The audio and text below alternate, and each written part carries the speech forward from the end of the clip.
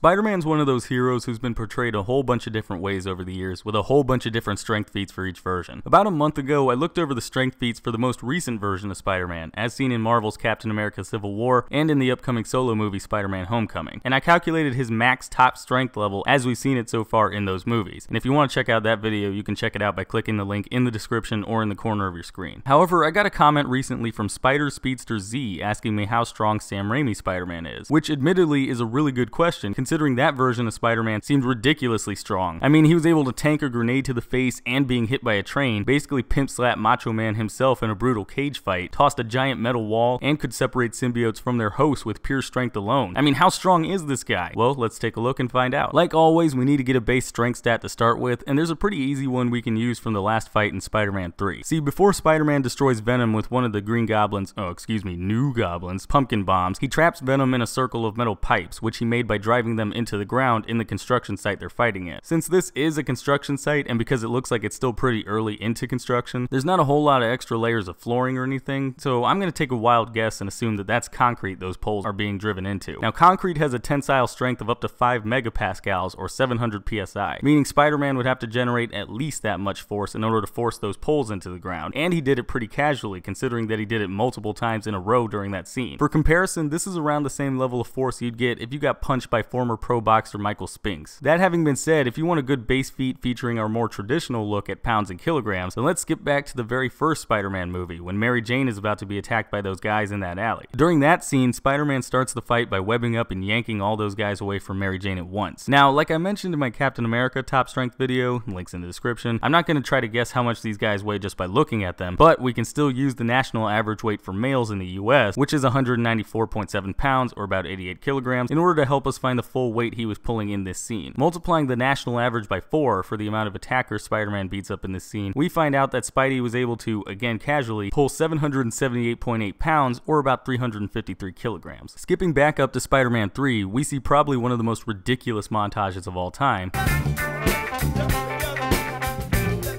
And we also see a photo of Spidey in his new black suit holding 2 motorcycles, one in each hand. According to the Internet Movie Card Database, those motorcycles are Harley-Davidson Softail night trains, and each one has a dry weight of 651 pounds or 295 kilograms. Adding the 70-pound difference between wet and dry weights for motorcycles, since I think it's safe to say that those bikes have gas and all the other fluids they need to run, and combining those two numbers, we get a total lifting feat of 1,442 pounds or about 654 kilograms. Back in Spider-Man 2, there's a scene when Spidey squares off against Dr. Octopus at a bank. During the fight, Ock manages to grab hold of Spidey's arms before attempting to crush his head, and Spider-Man manages to escape after pulling free of Ock's tentacles. And that is super impressive considering that those arms are ridiculously strong. How strong are they? Well, they were able to rip a bank vault door off the wall and chuck it a good ways away. Now, vault doors do tend to fluctuate in weight since vaults are usually custom made for the bank, but in general, vault doors typically weigh around 6,000 pounds or 2,721.554 kilograms, meaning Spider-Man would have to be able to lift more than that in order to counter the strength of Doc Ock's tentacle arms. And since we're talking about Spider-Man 2, let's talk about the train scene. I mean, you can't do a Tobey Maguire Spider-Man top strength video without talking about the train scene, am I right? Alright, so just in case you haven't seen this scene for whatever reason, Spider-Man and Dr. Octopus are fighting on top of this train before Ock destroys the controls and causes the train to speed up to dangerous levels. Using his webs and his strength, Spider-Man is able to barely bring the train to a complete stop and save everyone on board. But how much force was he generating in order to stop the train? In order to figure that out, we need to find the rate of deceleration that the train went through, and we can find that out by using this formula, where A equals the deceleration rate, V equals the final velocity, U equals the initial velocity, and T equals the time it takes for the deceleration to take place. For V, we can just use 0 since we're trying to figure out the force Spider-Man put out to bring the train to a complete stop. But for U, we need to figure out the final velocity the train had in this scene. Looking at the scene again, the speedometer on the train doesn't really seem to go past 80 miles an hour, or 35.7632 meters per second. It just kind of hovers around there, so I think it's a pretty safe bet that that's the train speed in this scene. And for T, we're going to measure how much time it takes Spider-Man to stop the train, starting from the last web he shoots out to when we hear the final screeching sounds of the train coming to a complete stop. I counted around 48 seconds, so we're going to use that. Plugging in the numbers, we get this, and after doing the math, we get the deceleration rate of 0.745 meters per second squared. Alright, so now that we know that, we can take that deceleration rate and use it to help us figure out the amount of force Spider-Man needs to exert to stop the train. Assuming that the weight of the train cars in this scene is exactly the same as the weight of the cars used to film it, which would be 47,400 pounds or 21,500 kilograms per car, then the train, being made of 6 cars in total, would equal 284,400 pounds or 129,001.67 kilograms. Plugging our numbers into the formula force equals mass times acceleration, we see that Spider-Man exerted about 96,106 newtons in order to stop the train. Believe it or not though, he's actually proven to be even stronger than that back in the first movie. Back in the first Spider-Man movie, there's a scene towards the end when the Green Goblin drops both Mary Jane and a tram car full of kids off a bridge in order to get Spider-Man to choose who he's gonna save. But he manages to save both Mary Jane and the kids by swinging around and catching them. Now that's a Roosevelt Island tram used in this scene, and according to the specs for the tram car, the whole thing, including the car and the hangar, weighs in at 22,125 pounds or 10,035.731 kilograms. And he caught it relatively easily, with one hand, without straining. But the strongest we've seen him throughout the trilogy was actually in Spider-Man 3, when he got trapped a couple of times in Venom's webbing or symbiote goo or whatever it is, and he managed to snap it and get himself free. Now that webbing is no joke. I mean, that stuff is ridiculously strong. It's the symbiote's improved version of Spider-Man's organic webbing, and Spidey's version was able to support the combined weight of him, Mary Jane, the tram car, and all those kids in the first movie, and it stopped a fast-falling car in Spider-Man 2 that had a curb weight of 3,917 pounds or 1,776.721 kilograms. Now how strong is Venom's webbing though? Well, we saw during the final fight that it was able to support the weight of both a 2000 Chevy Impala, a car with a curb weight of 3,389 pounds or 1,537.225 kilograms, as well as what I